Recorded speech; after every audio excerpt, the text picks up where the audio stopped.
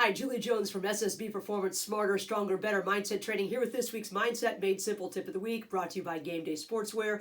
This week we're talking about confidence. It was Game 8 of the Women's College World Series, Oklahoma State against Florida. Florida's down.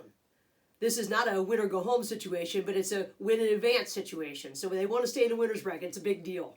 Of course it's a big deal. It's a Women's College World Series. Coach Walton from Florida goes to his bench, lifts the starter, puts in a pinch hitter. The commentators go on to tell us that the pinch hitter is 1 for 12 in pinch hit situations. 1 for 12.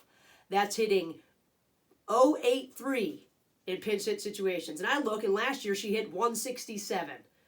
Everybody's finally thinking, what the heck is this move? Well, it's a righty-lefty thing. And obviously the coach made this decision because he's trying to win, right? Why'd you make that decision? Oh, I'm trying to lose. I remember my former assistant told that to her dad when she was the head coach at IUPUI.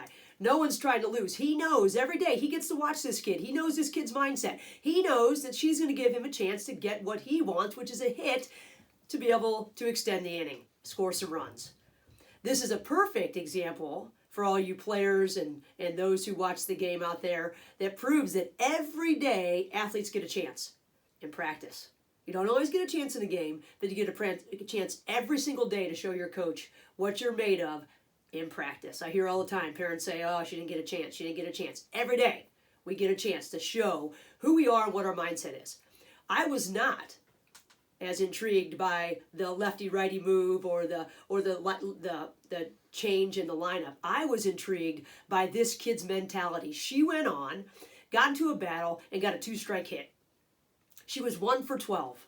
She made a choice, just like we get to make a choice. She made a choice on how she was going to go to the plate. Was she going to go to the plate taking all those situations, the 11 times that she was unsuccessful this year, or the hundreds of times possibly that she was unsuccessful in the past? Was she going to go to the plate thinking about all the work she had put in, why coach had chosen her to put her, the advantages she had against the righty-lefty? We get to make those choices all the times, and that's why the authors of the Confidence Code, Kay and Shipman, say that confidence is a choice. What can we do with that? What do you mean confidence is a choice? Well, I wasn't successful. I haven't been successful all these times.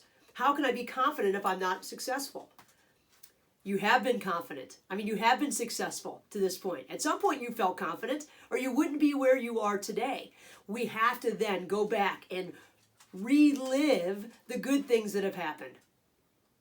Relive the good things that have happened on a daily basis, on a situational basis. Make your highlight reel. Put up your top 10, your ESPN top 10 plays, or deals, or whatever it is that you do if you're a leader or a player.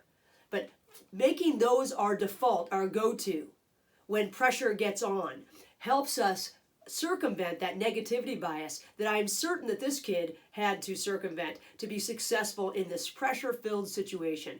We choose confidence. Yes, she probably was optimistic, and Coach Walton probably knew that. She made him look like a genius. He probably knew that she thought that things were going to work out. That's optimism. She took it one step further. She thought that she could make things work herself. How?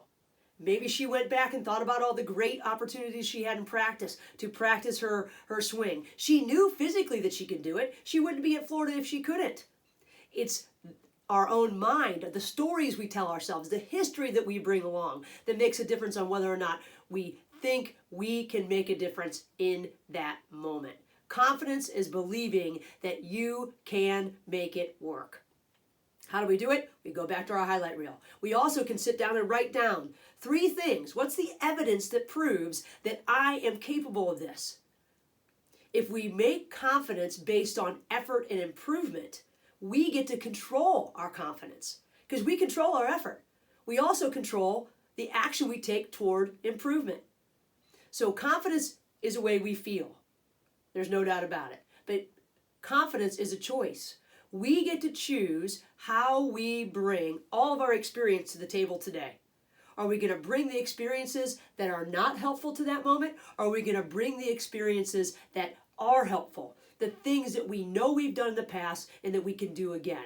We relive them. We relive them before we go to bed. We relive them before we step in the box. We relive them before we go to work in the morning. We relive them so that when the pressure is on and we start to go down that slippery slope of negativity that is built into us, our default is our evidence and our reliving of their highlight reel. And if we can do those two things, we too can choose confidence.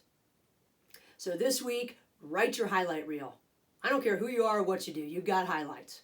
Write them down, everything about them, all the details. How'd you feel? What were you thinking? What were other people doing? What'd you have on? Feel it again. And then take time to write down your evidence. What is proving that you are moving toward that player, that leader, that person that you want to be? What proves it? Your hard work, your effort, quantify it. Write it down, read it, feel it, live it.